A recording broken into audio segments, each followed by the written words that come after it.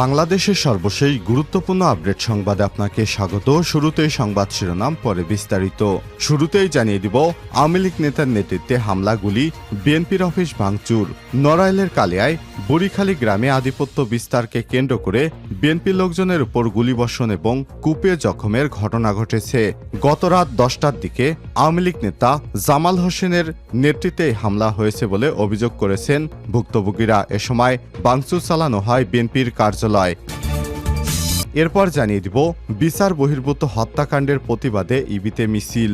সম্প্রতি ঢাকা বিশ্ববিদ্যালয় এবং জাহাঙ্গীরনগর বিশ্ববিদ্যালয়ের শিক্ষার্থী কর্তৃক দুইজনকে পিটিয়ে হত্যার প্রতিবাদে ইসলামী বিশ্ববিদ্যালয়ে ইবিতে মিছিল করেছে সাধারণ শিক্ষার্থীরা।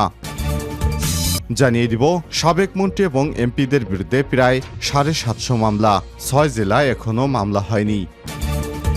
এদিকে দলে শৃঙ্খলা ফেরাতে স্মার্ট অ্যাকশনে তারেক রহমান। আগামী সপ্তাহে 3 জেলায় সমাবেশ করার সিদ্ধান্ত। শেখ হাসিনা সরকারের পতন ঘটাতে দীর্ঘ 1.5 দশক ধরে রাজপথে সোচ্চার ছিল বিএনপি। সেই আন্দোলনের নেতৃত্বে ছিলেন দলের চেয়ারপারসন বেগম খালেদা জিয়া এবং ভারপ্রাপ্ত চেয়ারম্যান তারেক রহমান। এবারে জানাবো, ডক্টর ইউনূসকে মামলা দিয়েছিল জেলে রাখার জন্য, বললেন মির্জা ফখরুল। ঠাকুরগাঁওয়ের জনসভায় বিএনপির মহাসচিব মির্জা ফখরুল ইসলাম আলমগীর বলেছেন, অন্তর্বর্তীকালীন সরকারের প্রধান উপদেষ্টা অধ্যাপক ডক্টর মোহাম্মদ ইউনূসকে সম্মাননা দেওয়া হয়নি, মামলা দিয়েছিল তাকে জেলে রাখার জন্য। এবং সর্বশেষ জানিয়ে দিব, যুক্তরাষ্ট্রের আদালতে বিচারককে প্রকাশ্যে গুলি করে হত্যা। যুক্তরাষ্ট্রের কেন্টাকিতে লেসার কান্টি কোর্ট হাউসে বিচারককে প্রকাশ্যে কয়েক রাউন্ড গুলি করে হত্যা করা হয়েছে। এই বিচারকের নাম কেভিন মুলিনস। ঘটনাস্থলেই তার মৃত্যু হয়েছে। কেন্টাকি অঙ্গরাজ্যের পুলিশ এসব তথ্য জানিয়েছে খবর বিবিসির। বিচারককে হত্যার ঘটনায় লেসার কান্টি শেরিফ শাওন স্টিফেনকে 43 গ্রেপ্তার করা হয়েছে। পুলিশ জানিয়েছে, বৃহস্পতিবার 19 সেপ্টেম্বর ওই বিচারকের সঙ্গে আদালতের মধ্যেই তর্কাতর্কিতে এক পর্যায়ে তাকে গুলি করে হত্যা করা হয়। তবে এর পেছনে কি কারণ রয়েছে তাৎক্ষণিকভাবে তা খুঁজে পায়নি পুলিশ। প্রিয় দর্শক, এতক্ষণ শুনছিলেন সংবাদ শিরোনাম, এবারে বিস্তারিত। তবে তার আগে বন্ধুরা, অনুরোধ থাকবে এই সংবাদটিতে একটি লাইক দিন। এই চ্যানেলে আপনি নতুন হয়ে থাকলে আমাদের সংবাদটি দেখতে দেখতে চ্যানেলটি সাবস্ক্রাইব করে রাখুন। কমেন্ট করে আপনার মূল্যবান মতামত জানিয়ে দিন বন্ধুরা, আপনি বিশ্বের কোন দেশ থেকে বা বাংলাদেশের কোন স্থান থেকে আমাদের সংবাদটি দেখছেন এবং শুনছেন। এবারে বিস্তারিত। আওয়ামী লীগ নেতাদের নেতৃত্বে হামলা, গুলি, বিএনপির অফিস ভাঙচুর। নড়াইলের কালিয়ায় বুড়িখালী গ্রামে আধিপত্য বিস্তারকে কেন্দ্র করে বিএনপির লোকজনের উপর গুলিবর্ষণ ও কুপিয়ে জখম করার ঘটনা ঘটেছে। এ এলাকায় নিজ কর্তৃত্ব বজায় রাখতে বৃহস্পতিবার 19 সেপ্টেম্বর রাত 10:30টার দিকে আওয়ামী লীগ নেতা জামাল হোসেন ধলার নেতৃত্বে হামলা হয়েছে বলে অভিযোগ তুলেছে ভুক্তভোগীরা। এ সময় ভাঙচুর চালানো হয় বিএনপির কার্যালয়ে। এই ঘটনায় গুলি এবং টেটাবিদ্ধ দুইজনকে নড়াইল সদর হাসপাতালে প্রাথমিক চিকিৎসা দিয়ে উন্নত চিকিৎসার জন্য খুলনা মেডিকেল কলেজ হাসপাতালে নেওয়া হয়েছে। পুলিশ এবং স্থানীয় সূত্র থেকে জানা যায়, বুড়িখালী গ্রামে আওয়ামী লীগ নেতা ইউপি সদস্য জামাল হোসেন ধলার কর্তৃত্ব চলছিল।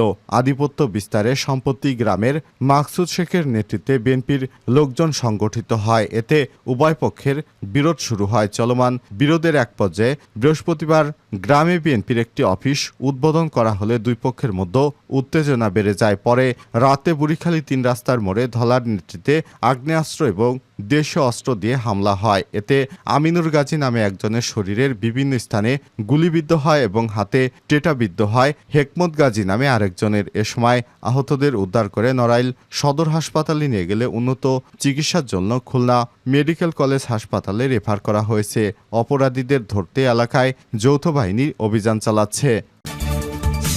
বিচার বহির্ভূত হত্যাকাণ্ডের প্রতিবাদে ইবিতে মিছিল। সম্প্রতি ঢাকা বিশ্ববিদ্যালয় ও জাহাঙ্গীরনগর বিশ্ববিদ্যালয়ে শিক্ষার্থী কর্তৃক দুইজনকে পিটিয়ে হত্যার প্রতিবাদে ইসলামী বিশ্ববিদ্যালয় ইবিতে মিছিল করেছে সাধারণ শিক্ষার্থীরা।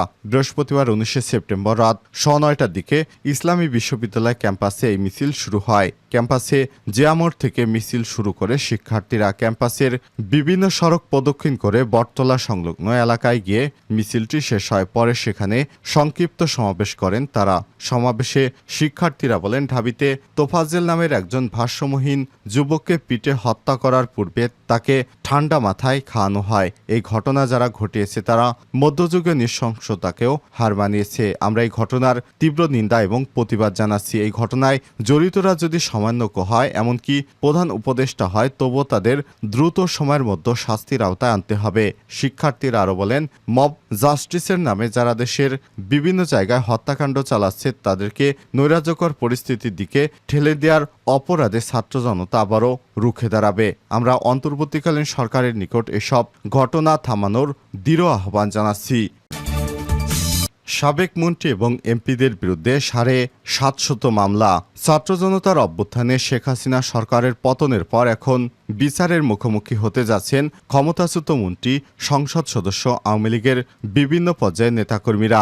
সুনির্দিষ্ট নানা অভিযোগে এরই মধ্যে সারা দেশে 741টি মামলা করা হয়েছে। এসব মামলায় আসামির তালিকায় আওয়ামী লীগ সভাপতি, পদচ্যুত প্রধানমন্ত্রী শেখ হাসিনা, দলের সাধারণ সম্পাদক ওবায়দুল কাদের সহ বিদায়ী মন্ত্রিপরিষদের প্রায় সব সদস্যই রয়েছে। ঢাকা বিশ্ববিদ্যালয় এবং ঢাকার বাইরে বিভিন্ন মামলায় আসামি রয়েছে সংসদে আওয়ামী লীগের 14 দলীয় জোটের সাবেক সংসদ সদস্য, এমপি। তবে চেয়ারম্যান জি এম কাদের এবং মাসুদ উদ্দিন চৌধুরী ছাড়া এখনও আসামির তালিকার বাইরে আছেন জাতীয় পার্টি এবং এর অন্যান্য এমপিরা। বিভিন্ন মামলায় সাবেক মন্ত্রী, এমপি, আওয়ামী লীগ এবং এর অঙ্গ সহযোগী সংগঠনের গুরুত্বপূর্ণ নেতা, শীর্ষস্থানীয় পেশাজীবীদের নাম উল্লেখ ছাড়াও বিপুল সংখ্যক নেতাকর্মীকে অজ্ঞাত আসামি করা হয়েছে। ছাত্র আন্দোলনে হামলাগুলি এবং নৃশংস হত্যাকাণ্ড কিংবা হত্যাকাণ্ডের অভিযোগ ছাড়াও অনেকের নামে হত্যাচেষ্টা, অর্থ পাচার, অবৈধ সম্পদ অর্জন এবং বিস্ফোরক আইনে মামলা দায়ের করা হয়েছে। খোঁজ নিয়ে জানা গেছে, বিগত 3টি সরকারের মন্ত্রী এবং আওয়ামী লীগের এমপিদের বিরুদ্ধে কমপক্ষে 741টি মামলা দায়ের করা হয়েছে। এদের মধ্যে রাজধানীতেই মামলা হয়েছে 227টির অধিক। বাকি 514টি মামলা হয়েছে অন্যান্য জেলাগুলোতে। এসব মামলার ভিতরে শেখ হাসিনার নামেই 227টির অধিক মামলা দায়ের করা হয়েছে। দলের শৃঙ্খলা রোধে স্মার্ট অ্যাকশনে তারেক রহমান। শেখ হাসিনা সরকারের পতন ঘটাতে দীর্ঘ 1.5 দশক ধরে রাজপথে সোচ্চার ছিল বিএনপি। সেই আন্দোলনের নেতৃত্বে ছিলেন দলের চেয়ারপারসন বেগম খালেদা জিয়া এবং ভারপ্রাপ্ত চেয়ারম্যান তারেক রহমান। আন্দোলন সংগ্রামের নানা ধাপ পেরিয়ে গত জুলাই আগস্টে ছাত্র জনতার সফল অভ্যুত্থানের মধ্য দিয়ে গত 5 আগস্ট পদত্যাগ করে ভারতে পালিয়েছে শেখ হাসিনা। আওয়ামী লীগ সহ অনেকের আশঙ্কা ছিল শেখ হাসিনার পদত্যাগের পর দেশে চরম নৈরাজ্যকর পরিস্থিতি সৃষ্টি হতে পারে। কেউ কেউ ধারণা করছিলেন চাঁদাবাজি, প্রতিশোধমূলক হিংস্রতায় মেতে উঠবে বিএনপির নেতাকর্মীরা। তবে হাইকমান্ডের কঠোর অবস্থানের কারণে ব্যাপক মাত্রায় বিশৃঙ্খলা পরিস্থিতি সৃষ্টি হয়নি। তারপরেও বিএনপি এবং এর অঙ্গ সহযোগী সংগঠনের নাম ভাঙিয়ে কেউ কেউ নেতিবাচক কর্মকাণ্ডে জড়িয়েছে। তবে যার বা যাদের বিরুদ্ধে শৃঙ্খলা বা দখলদারিত্ব জড়িত থাকার ন্যূনতম সম্পৃক্ততা রয়েছে তাদের ব্যাপারে তাৎক্ষণিক শাস্তিমূলক কঠোর ব্যবস্থা নিয়েছে দলের ভারপ্রাপ্ত চেয়ারম্যান তারেক রহমান। এরই মধ্যে 2 শতাধিক নেতাকর্মীকে বহিষ্কার করা হয়েছে। দুষ্কৃতকারীদের আইনের হাতে সোপর্দ করার আহ্বান জানিয়েছে অঘোষিতভাবে সারা দেশে দলের ভেতরে শুদ্ধ অভিযান শুরু করেছেন তারেক রহমান। প্রতিদিনই বক্তব্য, নতুনত্ব, একের পর এক বাস্তবমুখী সাংগঠনিক সিদ্ধান্ত নিচ্ছেন তিনি। আগামী 3 জেলায় সমাবেশে বক্তব্য দেবেন তারেক রহমান। তার সব পদক্ষেপ অন্তর্বর্তীকালীন সরকারের জন্য সহায়ক হবে বলে দলটির নেতাকর্মীরা মনে করছেন। বিশ্লেষকেরা বলছেন, দীর্ঘ 17 বছর ধরে নির্যাতন, নিপীড়নের শিকার বিএনপির নেতাকর্মীদের মধ্যে আওয়ামী লীগের বিরুদ্ধে চরম ক্ষোভ বিরাজ করছিল। শেখ হাসিনার পতনের পর তাদের সেই ক্ষোভের চরম বহিঃপ্রকাশ ঘটতে পারত, কিন্তু তারেক রহমানের কঠোর নির্দেশনা, দূরদর্শী নেতৃত্ব এবং প্রতিহিংসার পরিবর্তে সহনশীল রাজনীতির কারণে বিএনপির সর্বস্তরের নেতাকর্মীরা ধৈর্য ধারণ করেন। একই সঙ্গে দেশজুড়ে শান্তি শৃঙ্খলা বজায় রাখতে বিভিন্ন কর্মকাণ্ড পরিচালনা করেন। বিশেষ করে খালেদা জিয়া ও তারেক রহমানের নির্দেশে আইন শৃঙ্খলা বাহিনী শূন্য দেশে পাড়া মহল্লায় পাহারা দিয়েছে বিএনপির নেতাকর্মীরা। তারেক রহমানের সেই ভূমিকা সাধারণ মানুষের মধ্যে প্রশংসা কুড়িয়েছে। দলীয় নেতাকর্মীদের পাশাপাশি পাশাপাশি সাধারণ মানুষও তারেক রহমানের এসব পদক্ষেপকে স্মার্ট অ্যাকশন মনে করছেন। প্রতিটি অ্যাকশন যেন স্মার্ট ও সময় উপযোগী।